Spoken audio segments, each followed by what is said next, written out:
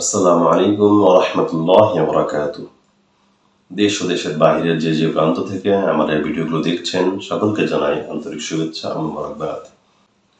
9 নম্বর পর্ব নিয়ে আলোচনা করব খুবই গুরুত্বপূর্ণ সিফাতের বিষয় নিয়ে।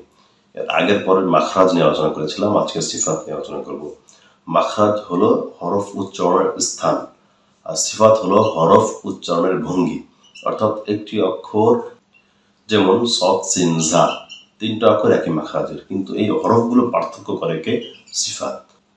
অর্থাৎ আমি হরফটি কিভাবে উচ্চারণ করব এটা সিফাত পার্থক্য করে। যেমন কলকলা, কলকলা কি আমরা সকলে চিনি, ধাক্কা দেওয়া। এটা কি? এটা হরফ উচ্চারণের একটা নিয়ম। অর্থাৎ একটা হরফে সাকিন হয়েছে, ধাক্কা দিতে হবে। আব আপ ধাক্কা দিতে হবে। এটা কি? কলকলা। এটা কলকলাটা একটা সিফাত। তো এই সিফাত নিয়ে আজকে আলোচনা করবো। আপনারা সম্পূর্ণ ভিডিও দেখবেন, আশা করি অনেক ফায়দা হবে আপনাদের। তো আমার এই কোর্সটি বৃষ্টি বড় সাজিয়েছি। আর এছাড়া আমার কোরআন শিক্ষা আরো বেশ কয়েকটি কোর্স আমার চ্যানেলে আছে। আপনারা যদি যে কোনো একটি কোর্স সম্পূর্ণভাবে দেখেন এবং চেষ্টা করেন, তাহলে আশা করা যায় আল্লাহর রহমতে আপনারা কোরআন সহিষ্ণুভাবে শিখতে পারবেন। এছাড়াও নাজের অধ্যায়, আমপাড়ার অধ্যায়, দোয়ার অধ্যায় আমার চ্যানেলে আছে। আপনারা আমার প্লে লিস্টে গেলে দেখতে পারবেন, অথবা আমার প্রতিটি ভিডিওর নিচে ডিসক্রিপশন বক্সে প্রতিটি অধ্যায় লিঙ্ক দেওয়া থাকবে, আপনারা চাইলে সেখান থেকে দেখতে পারেন।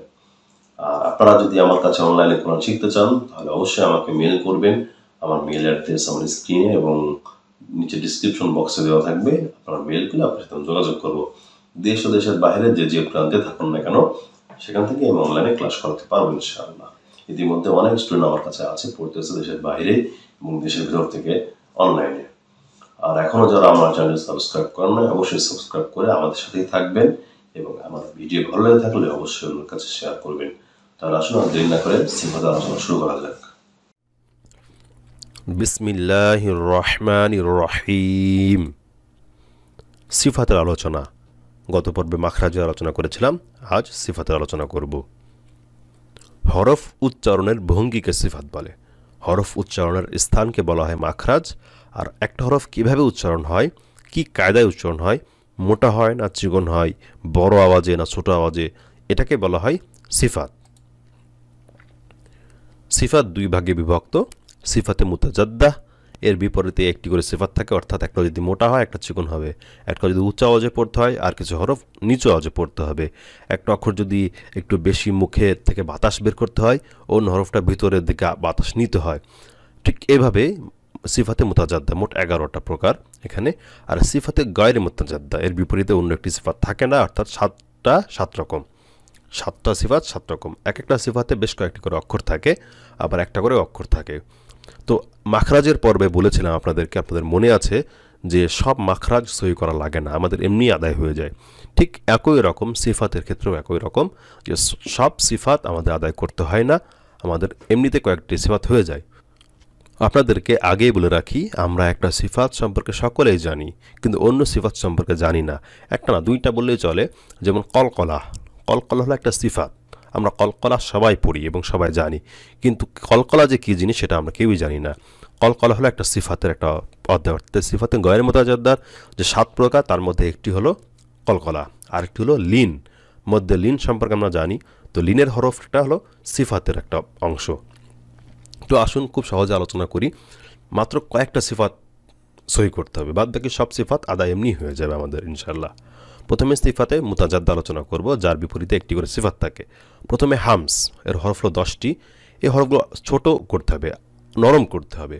মানে কলকলা যেমন ধাক্কা বড় একটা আওয়াজে পড়তে হয়, বা এরকমভাবে একটা জোর আওয়াজে তা সা হা, বেশি না, নরম। তা সা হা খ সিন শিন সদ ফা কাফ হা।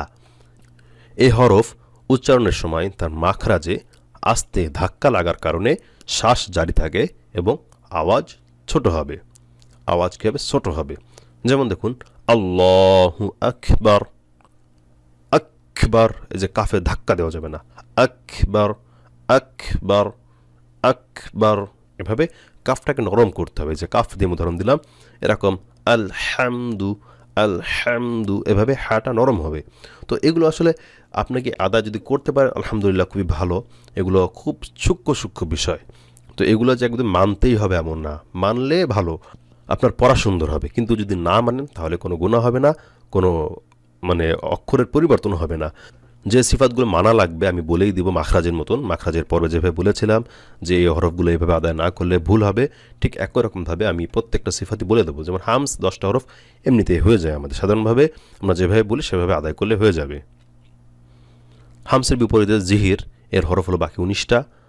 এর আওয়াজ করতে হবে উচ্চ আওয়াজে। আলিফ, বা, জিম, দাল, জাল, র, ঝা, দ, ত, য, আইন, গাইন, কফ, লাম, মিম, নুন, ওয়াও, হামজা, ইয়া।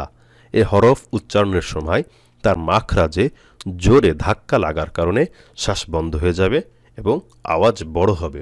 অর্থাৎ যেমন ইকর, ইকর বিস্মি রব্বিকাল্লাযী খলাক, অর্থাৎ যে শব্দটা ইকর, দেখুন কফটা জিহরের একটা অক্ষর আর হামজা একটা জিহরের অক্ষর। ইকর একটা আওয়াজ বড় হয়, ঠিক এরকম আওয়াজ বন্ধ হয় যেমন ইকর, একটা আওয়াজটাকে ভিতরে চলে যাবে, ঠিক এরকমভাবে এটাও এমনি হয়ে যায়। আপনাদেরকে জাস্ট আমি বোঝাচ্ছি যে হরফগুলো কীভাবে হয়। আশা করি অনেকের বুঝে আসবে না, অনেকেরই আসলে এগুলো মাথায় ঢোকে না। তো না ঢুকলে কোনো সমস্যা নেই, এগুলো যে পড়তেই হবে মানতে হবে এমন কিছুই না, এগুলো আমাদের এমনি আদায় হয়ে যাবে। 3 নাম্বার সিদ্দাত, এর হরফ 8টি, আওয়াজ কঠিন করে পড়া।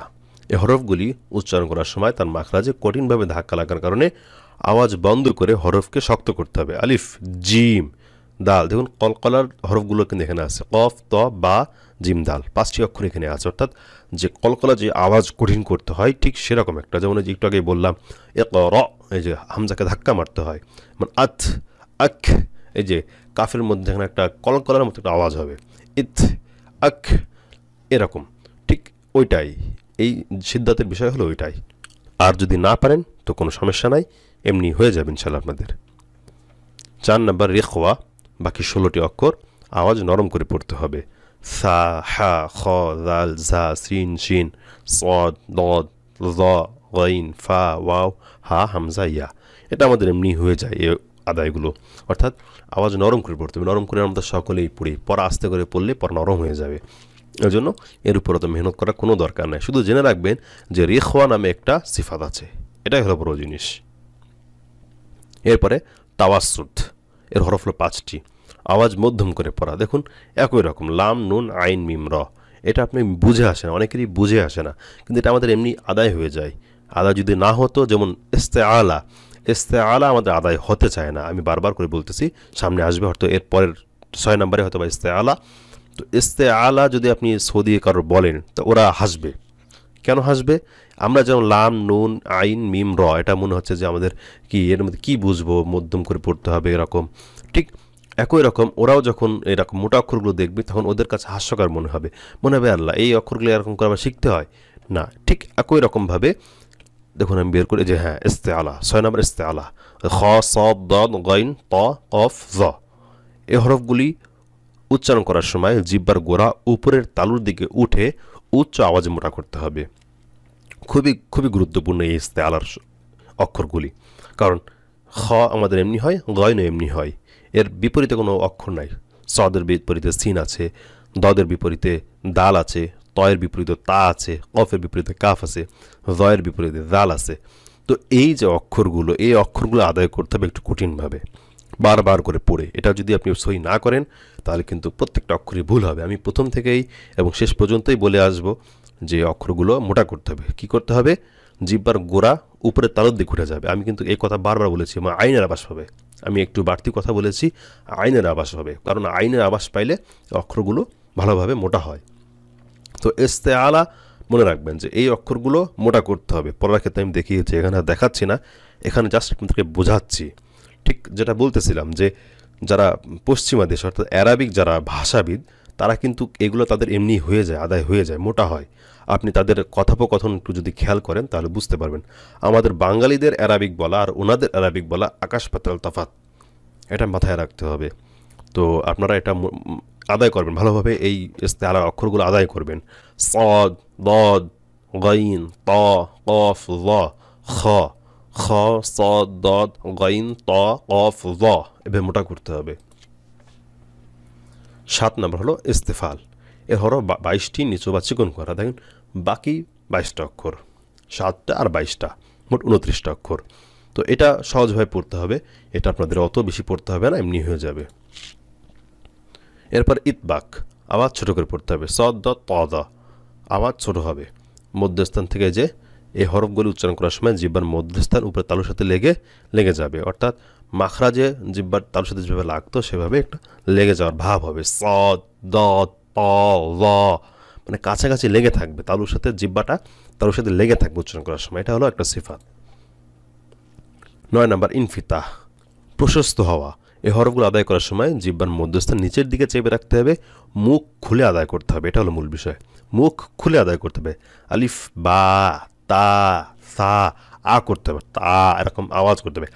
আইন আইন গইন, অনেকে মুখের মধ্যে আওয়াজ রেখে পড়ে, ঠিক তার বিপরীতে মুখের ভিতরে আওয়াজ নিয়ে পড়তে হবে ওই 4টা অক্ষর স দ ত ভ, এভাবে চেপে রেখে পড়তে হবে।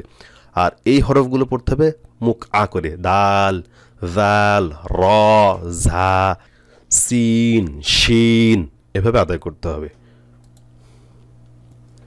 ইজলাক, এর হরফ 6টি, তাড়াতাড়ি, পূর্ণ বা শেষ হওয়া। এই হরফগুলি উচ্চারণ করার সময় জিহ্বা ও ঠোঁটের কিনারা দ্বারা সহজে ও তাড়াতাড়ি আদায় করতে হবে। অর্থাৎ এই হরফগুলো যখন আদায় হবে জবরজের পেশ বা সাকিন দিয়ে, বিশেষ করে সাকিন যখন আদায় হবে তখন আস্তে করে আদায় হয়ে যাবে। আফ, আর, আম, আন, আল, আব, এভাবে। 11 নম্বর হলো ইসমাত, এর হরফ 23টি, স্থির বা বন্ধ হওয়া। এই হরফগুলি উচ্চারণ করার সময় নিজ মাখরাজ থেকে ধীর, স্থির এবং মজবুতের সাথে আদায় করতে হবে। এটাও এমনি হয়ে যায়, এটা আসলে এত মজবুতি কীভাবে করবেন বা কীভাবে করবেন এটা বোঝার অত দরকার নাই। আপনারা এগুলো এই ইসমাত এমনি আদায় হয়ে যাবে, এটা অত পড়ার দরকার নাই যে কীভাবে করতে হবে, এটা মাথা ঘোরানোর কোনো দরকার নাই। এরপরে সিফাতে গায়রে মুতাজাদ্দা, আলাদা আলাদা সিফাত। সফির, এর হরফ হলো 3টি, সদ সিন ঝা, একই মাখরাজের 3টা অক্ষর। কী হবে, এই হরফগুলি আদায় করার সময় চড়ুই পাখি বা বাঁশির আওয়াজের ন্যায় বেজে উঠবে, যেমন ঠিক এরকম একটা আওয়াজ, এই যেরকমটা চিকন আওয়াজ। সদ সিন ঝা, অনেকের সিন উচ্চারণ করার সময় সিন সিন অর্থাৎ সিনের মতো হয়ে যায়, এরকম একটা আওয়াজ হয় না। আস ইস, আস ইস, আজ ইজ, এই যে একটা আওয়াজ, চিকন একটা আওয়াজ হবে, এটা হলো সফির। 2 নম্বর কলকলা, এটার সাথে আমরা সকলেই পরিচিত। কলকলা হরফ 5টি, কফ তা বা জিম দাল। আক, এত, আব, তুজ, ইয়াদ, ধাক্কা মারতে হবে। এই হরফে যখন সাকিন আসবে তখন একটা কি করতে হবে, ধাক্কা মারতে হবে, আওয়াজ, অতিরিক্ত আওয়াজ করতে হবে। এটা আপনার সামনে একটা পর্ব দেখবেন এই কলকলা সম্পর্কে, ইনশাআল্লাহ এখানে ভালোভাবে শিখবেন। 3 নম্বর যে লিনের হরফ, লিনের হরফ 2টি, ওয়াও অথবা ইয়া সাকিন হয়ে ডানে জবর হলে এই 2টিকে লিনের হরফ বলে। লিনের হরফ কী করতে হবে, নরমভাবে আদায় করতে হয়। আর এই লিনের হরফের পরের হরফে যদি ওয়াকফ হয় তাহলে মদ্দে লিন হয়, এক আলিফ টান দিতে হয়। লাই মাউ, লাই মাউ, ওয়াও আর ইয়া, এই 2টা অক্ষর লিনের হরফ।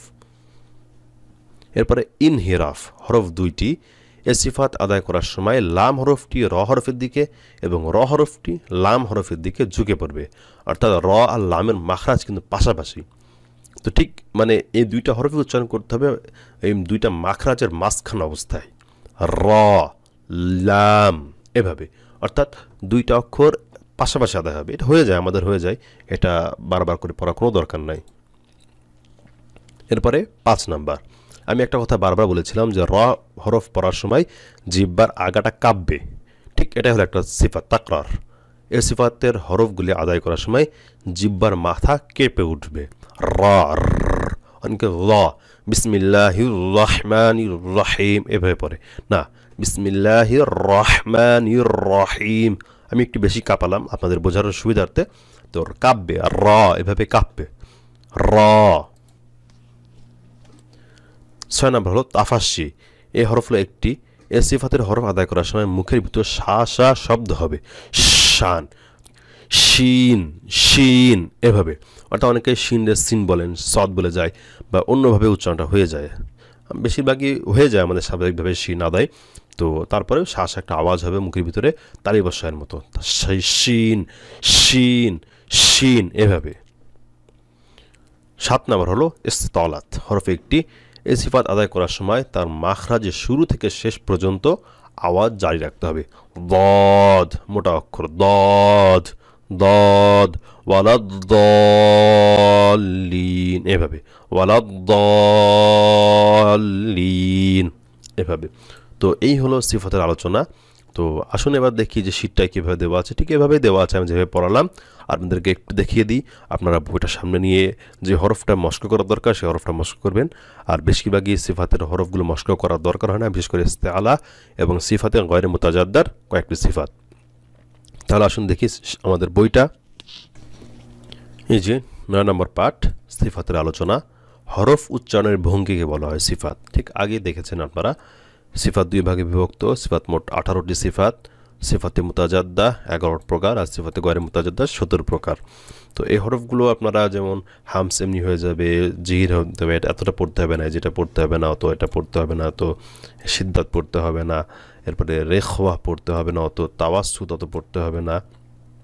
ইস্তেআলা খুবই গুরুত্বপূর্ণ। এটা এই একটা সিফাতই মনে হয় সব থেকে বেশি গুরুত্বপূর্ণ এই প্রথম সিফাতে মুতাজাদ্দার ভিতরে।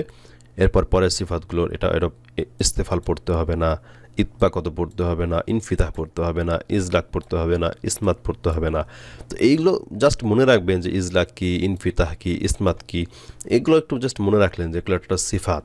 ইস্তেফার একটা সিফাত, ইস্তেআলা একটা সিফাত, এগুলো মনে রাখবেন। আর সিফাতে গয়রে মুতাজাদ্দার মধ্যে এই সদ চিনঝা একটু আওয়াজ করতে হবে, চড়ুই পাখির বাসিন্দা এই যে। এরপরে কলকলা আমরা সকলে জানি, এর পরবর্তীতে কলকলা নিয়ে একটা অধ্যায় হবে, কারণ কলকলা পড়ার সৌন্দর্য অনেক বৃদ্ধি করে এবং পড়াটা খুব ভালো হয়, এটা আদায় করতে হবে। লিনের হরফটা অনেক ভালোভাবে মুখস্থ করতে হবে, কারণ মধ্যে লিন নামে একটা মদ আছে, যদি এটা না বোঝেন তাহলে ওটা বুঝতে পারবেন না। এরপর ইনহিরাফ র, এই যে র লামের দিকে লাম লামের দিকে, এটা এমনি হয়ে যায়, এটা পড়তে হবে না, এটা বাদ। এরপর তাকরাটা আদায় করবেন, কারণ র জিব্বার আগাটা কেঁপে উঠবে, র। এরপর তাফাস সেটাও পড়বেন, শিন হলো আপনার শাসা আওয়াজ হবে, এসে তলাত দতটাও পড়বেন, দদ একটু কঠিন অক্ষর। তো এইভাবে আপনারা পড়ে আসবেন। অন্যান্য যে ক্রস দিলাম, অন্যান্য যে নিয়মের মধ্যে অত সময় দরকার নাই, আপনাকে যেটা পড়তে বললাম আপনারা সেটাই মস্ক করবেন, সেটাই সহি করবেন। আর বাদবাকিগুলো জেনে রাখবেন। জানা একটা জিনিস আর আদায় করা আরেকটা জিনিস।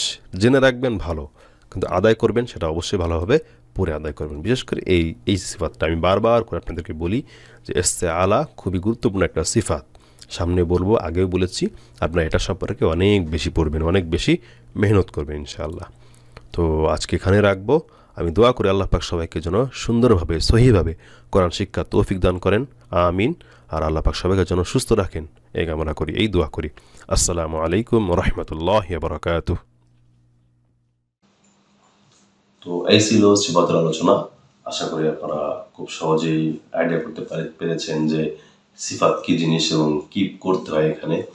এর মধ্যে কয়েকটি গুরুত্বপূর্ণ ছিল ইস্তেআলা, কলকলা, এগুলো আসলে আপনাদেরকে পড়তে হবে এবং নষ্ট করতে হবে, তাহলে আপনারা সুন্দরভাবে শিখতে পারবেন। তো যাক, আলহামদুলিল্লাহ, আপনারা একে একে অনেক ভিডিও দেখলেন এবং আজকে পর্যন্ত আসলেন। তো ইতিমধ্যে অনেকটা শিখতে পেরেছেন, অনেক কিছু আগাইতে পেরেছেন এবং নিজে অবশ্যই মেহনত করবেন। আপনি যদি মনে করেন এখন পর্যন্ত এসে আপনি কিছুই পারতেছেন না, তাহলে বুঝতে হবে আপনি চেষ্টা করেন নাই। আপনাকে চেষ্টা করতে হবে, চেষ্টা করলে আপনি ফায়দাবান হবেন ইনশাআল্লাহ। তো আজকে পর্যন্তই, পরবর্তী পর্ব দেখার আমন্ত্রণ। দোয়া করে আল্লাহ পাক সবাইকে যেন সহিশুদ্ধভাবে কোরআন শেখা তৌফিক দান করেন। আর আমার জন্য সকলে খাস করে দোয়া করুন, আমি যেন মৃত্যুর আগ পর্যন্ত এই কোরআনের খেদমত নিয়ে থাকতে পারি ইনশাআল্লাহ। সবাই ভালো থাকবেন, সুস্থ থাকবেন। আসসালামু আলাইকুম ওয়া রাহমাতুল্লাহি ওয়া বারাকাতুহু।